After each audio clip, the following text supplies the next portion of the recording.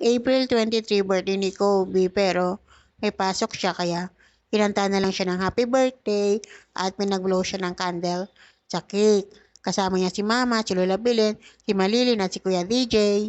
Birthday to you. Happy birthday, Kobe. Kaya nung walang pasok, nag-celebrate sila sa tabing dagat, sa ilalim ng punong kahoy, walang cottage at walang swimming pool. Simple lang, may konting handa at kinantahan ulit siya ng happy birthday at pinag-blow siya ng candle sa cake. Yamali. Happy birthday, Kobe. Nakiselebrate ang mga lolos, lolas, titas, titos, mga cousins, tapos ilang kapitbahay.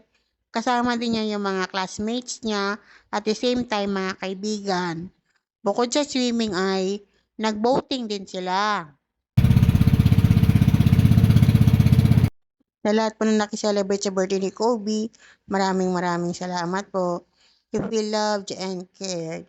Ang message ko naman kay Kobe ay, sana magpakabait ka, mag-aral ng mabuti, laging susundin si Mama, si Malilin, si Kuya DJ at ang mga nakakatanda sa'yo. At lagi kong hinihiling sa Diyos na lagi kang ingatan at gabayan sa lahat mong ginagawa. Mahal na mahal kita.